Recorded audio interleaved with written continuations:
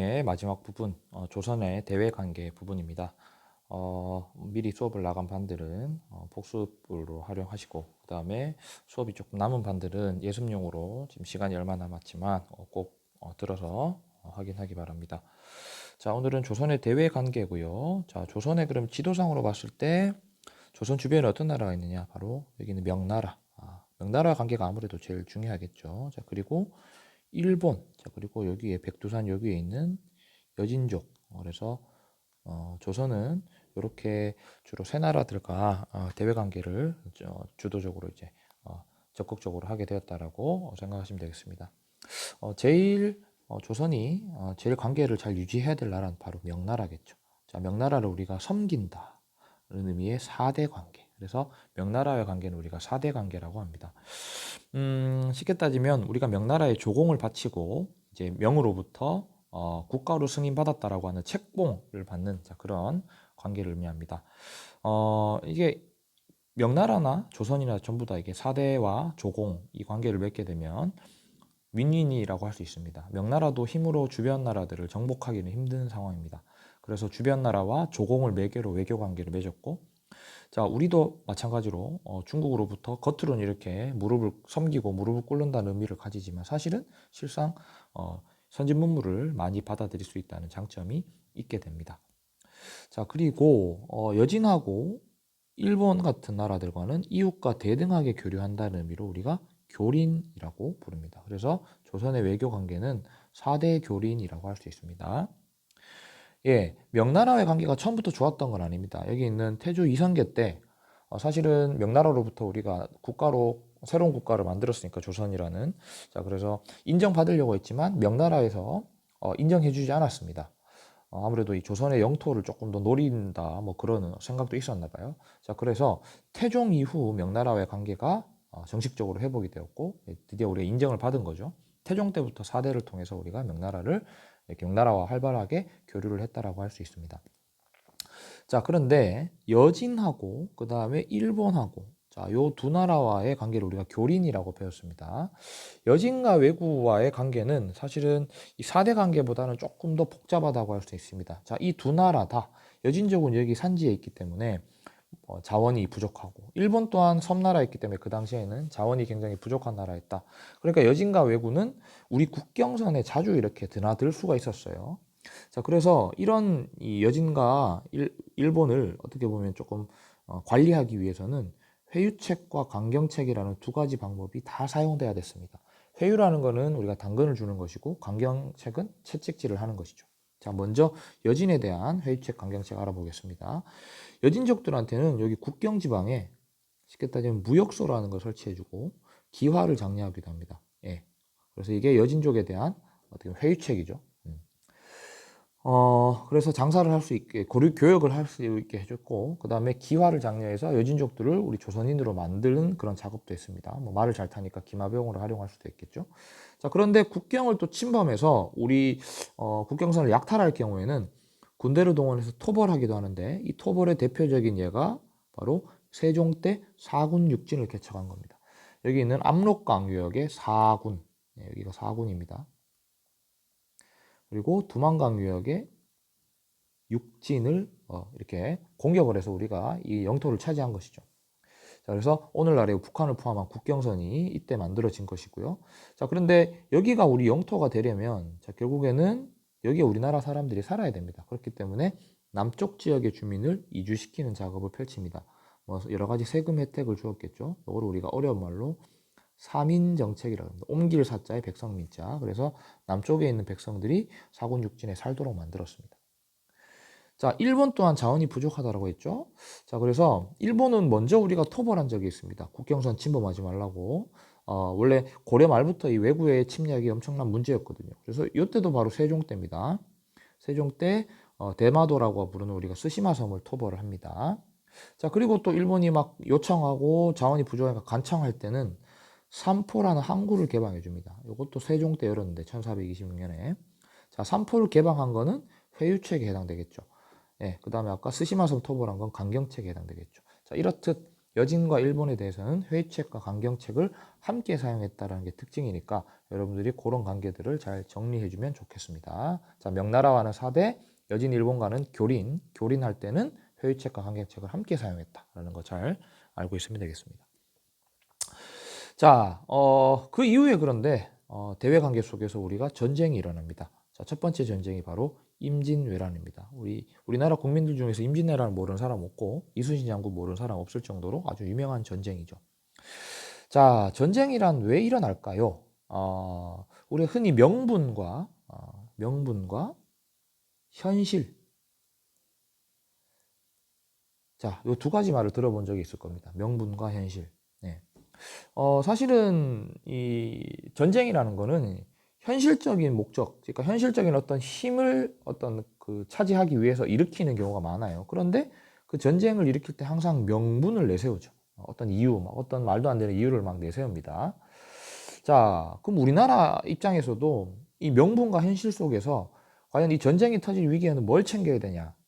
보통 우리 국민들이나 이런 걸 생각한다면 정부에서는 당연히 현실을 우리가 이렇게 신경을 써야 되죠. 아무리 명분이 중요하다 하더라도 현실적으로 우리가 나라가 국가와 그리고 국민이 백성이 피해를 입으면 안 되니까 현실을 챙겨야 되는데, 자, 조선시대에 이 정부 외교를 하는 지금 붕당 정치 중이니까 이 붕당에 소속된 이 사림들은 사실은 이 현실보다는 명분을 더 생각했던 모양입니다. 아무래도 우리가 여진이나 일본 같은 한 단계 아래라고 여겼던 교린 대상국들은 오랑캐라고 여겼기 때문에, 그죠? 현실을 뭔가 좀 발견하지 못한 안타까움이 있습니다. 자, 그럼 임진왜란도 왜 일어나느냐 한번 살펴볼게요. 이게 배경입니다. 여기까지가 임진왜란의 배경이 되겠죠. 자, 일단 조선의 상황을 보면요, 국방력이 너무 약했습니다. 자, 일단 조선 건국 이후에 쭉 한 150년 넘게 전쟁이 없었기 때문에 이 국방력을 제대로 테스트할 수 있는 기회가 없었습니다. 그 전에 이제 아까 우리 일본한테 외구들한테 삼포를 열어줬다 그랬는데 1510년 정도가 되면 이 삼포에서 이 외란이 발생합니다. 그러니까 이 일본이 더 많은 걸 요구하려다가 우리가 거절하니까 이렇게 결국에는 삼포에서 반란이 일으켰던 겁니다. 여기에 이어서 을묘외변이라는 것도 일어납니다. 1555년에. 자, 이거는 대규모 왜구들이 또 우리나라 해안가를 침략해서 약탈을 한 사건인데, 이렇게 외인의 소란이 자주 일어났을 때 국방력을 체크를 했었어야 되는데 그 체크를 못한 겁니다. 참고로 여기는 을묘외변 이후에 우리가 앞에서 배웠던 비변사라는 관청이 임시기구에서 상설기구가 됩니다.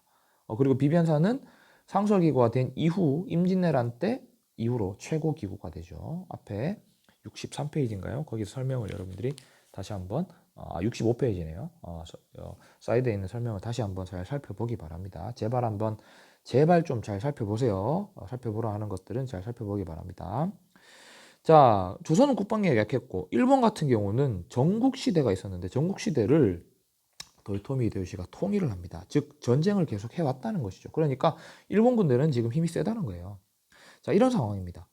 자, 그런 상황에서 도요토미 히데요시도 전국시대를 통일했지만 도요토미에 반대하는 세력이 있었어요. 그리고 반대 세력의 불만을 밖으로 돌리기 위해서 결국 조선을 침략한 겁니다. 사실은 중국이 목표였죠. 근데 중국 치려면 조선을 지나가야 되니까. 그래서 발생한 게 임진왜란입니다. 자, 지금 조선과 일본의 당장 현실적인 힘의 차이가 분명히 생겼단 말이에요. 자, 그런데 이거를 우리가 신경 쓰지 못한 겁니다. 일본은 우리보다 한 단계 낮은 나라라고 생각했기 때문이겠죠. 자, 결국 전쟁이 시작이 되었고 이제부터는 전개 과정이 되겠죠. 20일 만에 한성이 함락되었고요. 자, 왕이었던 선조는 의주로 피란합니다. 자, 전쟁 과정을 지금 순서로 한번 매겨볼게요. 자, 명나라에 지원군을 요청했고, 자, 육지에서는 계속 패전을 거듭합니다. 지금 보면 파란색으로 일본 육군이 쭉 치고 올라가는 거 보이죠? 자, 그런데 다행스럽게, 자, 일본 육군이 이렇게 육지에 상주해 있는 동안 이 육군들에게 보급품이 지원이 돼야 돼요. 그래서 일본은 수군도 함께 출동시키는데 이게 남해안가에서 누가 막았습니까? 이순신의 수군이 일본 수군이 전라도 쪽이나 충청도에 있는 우리 곡창지대를 털어서 이 육지에 있는 자신들의 어떤 육군들에게 보급해 주는 것을 차단했다라는 거죠. 그래서 이순신이 이끌던 수군의 활약. 자, 그 다음에 이 사이에서 전국 각지에서 또 뭐가 일어나요? 의병이 일어나죠. 자, 그래서 이게 두 번째가 되겠고, 자, 그 다음에 우리가 기다렸던 명나라까지 참전을 하게 되면서 결국 전세가 바뀌었다라는 겁니다. 자, 드디어 우리가 패전에서 조금 벗어나게 됐어요. 자, 그 이후에 명나라하고 일본 사이에 휴전 협상이 시작됐습니다. 전쟁에 답이 없었던 거죠. 자, 그런데 서로 명과 일본 사이에 우리가 더 우세하다라고 더 많은 걸 요구하는 이 명나라 일본이 서로 의견이 안 맞았기 때문에 결국 결렬이 되었고요. 다시 일본이 쳐들어온 사건이 정유재란입니다. 자, 그런데 정유재란이 있을 때는 이미 조선도 그 전에 어떤 패배들을 잘 복귀시키면서 어떻게 보면 이미 이길 전략들을 다 짜놨고 일본이 자랑하던 조총도 이때 조선이 만들게 됩니다. 그래서 조명연합군이 결국 승리를 거두었고, 자, 더군다나 우리가 잘 아는 이순신이 또 복귀를 해가지고 명량해전이 정유재란 뒤입니다, 여러분. 앞이 아니고요. 자, 명량해전에서 승리를 거두었고, 그 다음에 도요토미가 죽으면서 결국 일본군이 철수했다라고 할 수 있습니다. 자, 이렇게 벌어진 전쟁이 바로 임진왜란입니다. 자, 그러니까 임진왜란은 단순히 일본과 우리나라의 싸움이 아니라, 그렇죠, 명나라까지 포함된 동아시아 전쟁이라고 할 수 있습니다. 굉장히 좀 치열했던 전쟁이 되겠죠. 자, 그러면 다음 장으로 가서요. 조금 더 우리가 살펴봐야 될 게 임진왜란의 결과를 한번 살펴보겠습니다. 자, 임진왜란은 동아시아의 국제전이라고 그랬죠. 아까 쌤이 방금 코멘트한 것처럼. 자, 굉장히 큰 전쟁입니다. 그래서 전쟁이란 건 결국 끝나고 그대로 그냥 끝나는 게 아니고 전쟁이 끝난 이후에는 반드시 국제 정세가 크게 변화할 겁니다. 예, 전쟁 후에 변화가 생긴다는 거죠. 자, 그러면 조선, 일본이 싸운 싸움이지만 명나라도 참전했고 이 명나라의 참전이 동아시아에 어떤 영향을 끼치는지 잘 봐야 됩니다. 자, 조선은 뭐 딴 거 할 필요 없이 일단 가장 큰 피해를 입었다. 피해가 너무 많았어요. 사람들도 많이 죽었고, 그죠? 농사지을 땅도 없었고, 세금도 못 냈고, 문화재도 많이 불타없어졌다. 일본 같은 경우는 도요토미가 전쟁을 일으켰고, 도요토미가 전쟁 도중에 죽었단 말이에요. 자, 그 이후에 정권이 교체됩니다. 도요토미에 가장 반대했던 도쿠가와 이에야스가 에도 막부, 에도는 현재 도쿄를 의미해요. 그래서 현재 일본의 수도가 도쿄가 된 것도 있죠. 마지막 막부니까요. 자, 에도 막부가 세워지면서 정권이 교체됩니다. 자, 큰 변화가 생겼고요. 그 다음에 일본 좀 얄밉지만 전쟁이 일으켰지만 오히려 전쟁 이후에 문화적으로 더 발전하게 됩니다. 우리나라로부터 활자공, 도공들 많이 이렇게 데려가고 그 다음에 성리학자들도 많이 잡아가서 결국 자신들의 문화 수준을 높이는 데 큰 영향을 끼쳤다고 할 수 있습니다. 자, 그런데 더 중요한 건 바로 중국에서의 변화입니다. 명나라는 임진왜란 때 우리를 도와준다고 해서 결국 도와주면서 국력이 약해졌어요. 너무 많은 물자를 썼던 것이죠. 자, 근데 이 틈을 타서 결국 여진족이 부족을 통합하고 나라까지 세웁니다. 이게 굉장히 큰 중국의 변화입니다. 자, 그러면 현재 임진왜란 이후에 현실적인 힘의 크기는 누가 세졌습니까? 그렇죠. 바로 후금입니다. 후금이 지금 세다라는 겁니다. 이게 현실이에요. 자, 그러면 이 현실에 대해서 후금이 치고 올라오는 거에 대해서 우리가 정부라면 어떻게 해야 될까요? 이 후금을 신경 써야 되는 것이죠. 자, 그런데 우리나라는 성리학의 나라이고 조선은 이 성리학적 명분에 너무 집착하다 보니까 계속해서 이 오랑캐의 나라들이 이렇게 세지는 것을 조선은 인정하지 않았다. 이게 좀 문제죠. 근데 다행스럽게도 임진왜란 이후에 왕에 올랐던 광해군. 자, 이제 광해군에 대해서 알아볼게요. 자, 광해군은 이 현실을 잘 알고 있었습니다. 자, 일단은 자, 나라 안부터 정비를 해야겠죠. 국내적으로는 전후복구 사업에 힘썼다.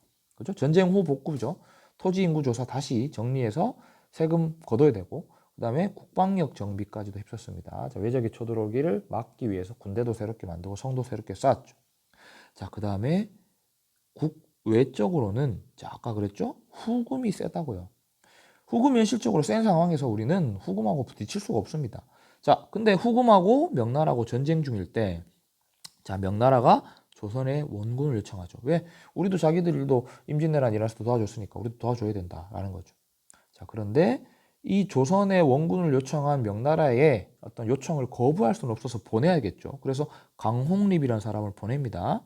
자, 그런데 여기 그림 보면 강홍립이 항복 장면이 나오죠. 즉 강홍립은 후금한테 항복을 했다는 겁니다. 자, 이게 항복이 굴욕적인 게 아니라 후금과의 직접적인 충돌을 피하기 위해서 그렇죠. 결국에는 명나라의 요청으로 군사를 보내지만 강홍립에게 이미 얘기하는 겁니다. 강홍립한테 야, 홍립아 가서 명나라한테 싸워주는 척하면서 적극적으로 싸우지 마라. 그리고 만약에 후금 군사를 만나거든 네가 들어가서 얘기를 해라. 우리는 후금과 싸울 의사가 없다. 자, 이런 외교가 바로 중립 외교 정책입니다. 그래서 광해군은 중립 외교를 통해서 결국에는 이 후금과의 충돌을 피했다라고 했습니다. 너무 현실을 잘 지킨 외교죠, 이거는. 맞죠? 자, 뭐 이 광해군의 행동은 높게 평가할 수 있을 것 같습니다. 자, 그런데 이러한 중립 외교는 서인의 비판을 받습니다. 자, 이때 당시 야당이죠, 지금으로 따지면. 이때 여당은 북인이에요. 광해군은 북인이랑 함께 전후복구 사업 중립 외교했던 겁니다. 자, 그런데 서인이 이걸 비판하게 되고 서인은 광해군 같은 경우는 폐모 엄마를 폐위시키고 그다음에 죽인다. 누구를? 동생을. 자, 광해군 같은 경우는 지금 첩의 아들이에요. 첩의 아들로서 정식 부인이 선조의 정식 부인 아들이 그때 없는 상태에서 세자가 됐고 왕이 됐는데 선조가 임진왜란 이후에 정식 부인을 새롭게 맞이합니다. 그게 임목대비인데 이 임목대비에서 낳은 자식이 영창대군입니다. 자, 광해군, 영창대군 차이가 있죠. 그러니까 영창대군이 사실은 왕위에 올라도 이상하지 않을 그런 어떤 성리학적 명분이 있었기 때문에 결국 광해군은 동생을 죽이고 결국 새엄마를 가둬버리는 일. 이게 성리학적으로 굉장히 비판받을 일이기 때문에 서인이 결국 뭘 일으켰냐? 인조를 왕위에 내세우는 인조 반정을 일으켰던 겁니다. 자, 이렇게 해서 광해군은 쫓겨나고 북인도 쫓겨나고 결국 중립 외교 정책은 뭐예요? 바뀌어질 수밖에 없었다라는 겁니다. 자, 그러면 이제 중립 외교가 끊기면서 어떤 일이 발생했는지를 살펴보도록 하겠습니다. 이어서 마지막 부분이겠죠. 자, 그러면 서인은 어떤 외교 정책을 펼치려고 하느냐? 즉 인조 때부터는 어떤 외교 정책이냐? 바로 명에 대한 의리를 강조하고 후금을 배척한다. 자, 이거는 네 글자로 줄이면 친, 명, 배, 금이라고 할 수 있습니다. 어떻게 보면 이거는 아까 쌤이 얘기한 명분과 현실 속에서 명분을 강조하는 거죠. 지금 현실을 전혀 생각하지 못하는 외교입니다. 자, 당연히 우리가 후금을 배척하는 정책을 펼치기 때문에 후금이 조선을 침략할 수밖에 없었습니다. 자, 이렇게 쳐들어온 사건이 바로 정묘호란입니다. 자, 후금에 맞서 싸웠지만 힘이 부족했다. 결국에는 현실적으로 힘이 크다라는 거예요. 후금이. 자, 근데 이때는 다행스럽게 후금도 명나라와 전투를 치열하게 했기 때문에 결국 쉽게 빨리 조선과 후금 사이에 화의가 이루어집니다. 형제 관계를 맺어요. 그러니까 형이 후금이고 그 다음에 조선이 동생이다. 근데 문제는 정묘호란이 일어난 지 9년 이후 청의 공력은 더욱더 커졌습니다. 후금의 공력은 더욱더 커졌습니다. 자, 이번에는 조선의 군신 관계를 요구하고요. 자, 나라 이름 이게 중요하죠. 청으로 바꿨습니다. 자, 우리 중국식 이름 좀 한 글자죠. 한, 당, 수, 송 이런 식으로 명. 자, 청으로 후금이 이름 바꿨다는 것은 결국 뭘 의미하느냐 하면 결국 중국의 국가다. 이 만주족, 우리 만주족이 여진족이 바로 이 중국식 국가가 되었다. 중국만큼 힘이 세다라는 걸 보여주는 겁니다. 자, 결국 이 문제를 둘러싸고 조선에서는 척가파와 주화파가 갈등을 빚었다. 척화라는 것은 화해를 배척하는 거. 주화라는 것은 화해를 주장하는 겁니다. 자, 그런데 명분을 내세웠으니까 결국에는 척가파의 주장이 힘을 얻어서 청의 요구를 조선에서 거절합니다. 당연히 청나라 황제 태종이 두 번째 황제입니다. 직접 조선을 침략하는 사건이 병자호란입니다. 자, 병자호란은 직접 청나라의 황제가 들어왔기 때문에 정묘호란과는 비교할 수 없겠죠. 자, 원래 강화도로 들어가려고 한 인조는 결국 실패하고 강화도로 가는 게 남한산성으로 갑니다. 남한산성은 산성이니까 고립될 수밖에 없죠. 45일간 버티다가 결국 청나라의 굴복에서 삼전도에 우리가 항복을 하게 됩니다. 이런 식으로 병자호란을 끝이 나는 겁니다. 자, 그 결과 우리는 뭘 맺게 돼요? 청과 군신관계를 맺게 되는 겁니다. 그리고 세자를 비롯한 많은 신하들이 청나라에 끌려갔고요. 자, 청의 조공 요구에도 시달려야 됐다라는 겁니다. 자, 조선인들에게는 오랑캐에게 당했다는 큰 충격이 아마 생겼을 겁니다. 자, 그런데 명분과 현실 중에 현실을 생각해야 된다 그랬죠. 사실은 이거는 이 현실을 생각하지 못한 조선인들 자신들이 충격을 입어야 될 사건이었을지도 모릅니다. 예. 자, 어쨌든 청나라에 대한 조선 정부와 백성의 적개심이 커져갔다. 참 이게 아쉬운 점이죠. 현실을 인정해야 되는데 현실을 인정하지 못했습니다. 아직까지. 자, 이런 상황에서 이 세자, 소현세자가 인조 다음에 왕이 돼야 되는데 오히려 인조보다 먼저 죽어요. 자, 그리고 둘째 아들이었던 복림대군 이 효종이 왕위에 오릅니다. 인조 다음 효종이에요. 우리 기억납니까? 예송 논쟁할 때 효종이 죽었을 때 상복 입는 기간 두고 싸운 게 예송이었잖아요. 그 효종입니다. 자, 효종 때 효종이 뭘 추진하냐? 북벌운동을 전개합니다. 서인의 지지를 받아서요. 이때 당시 집권봉당의 서인이죠. 아까 친명배금. 북벌은 청나라를 정벌하자는 내용이에요. 자, 근데 이게 현실적입니까? 현실적으로 어렵죠. 결국 효종의 죽음과 함께 북벌 개혁은 중단이 됩니다. 예, 시작도 못하고 계획 단계에서 끝났던 겁니다. 이게 될 수가 없죠. 자, 그런데도 북벌운동이 중단되어도 서인은 계속 북벌론을 내세웠다. 참 현실을 계속 생각을 못하는 겁니다. 자, 결국 이 청나라를 정벌하자는 것은 이 소중화주의라는 걸 바탕으로 한다. 소중화 말 그대로 작을 소자의 중화, 중국입니다. 작은 중국. 조선이 작은 중국이다라는 겁니다. 자, 이런 어떤 명분만 생각하는 이런 생각 때문에 자, 결과적으로 우리가 청나라에게 제대로 대응을 하지 못했던 겁니다. 자, 그런데 한편 전쟁 이후에 18세기에 실학자, 우리 나중에 다음 시간에 배울 텐데 현실 개혁을 중요시하는 학자들입니다. 실학자들을 중심으로 오히려 청나라를 배워야 된다라고 하는 북학론이 나타나게 됩니다. 결국 이 북벌론과 북학론은 다른 거죠. 이거는 굉장히 차이가 있는 그런 제도들이니까 요거 두 개를 여러분들이 잘 비교해야 돼요. 비교. 예. 이건 다르다. 하나는 청나라를 정벌하자. 하나는 청나라를 배우자. 자, 이렇게 해서 우리가 시험 범위에 들어갈 내용들을 다 살펴봤습니다.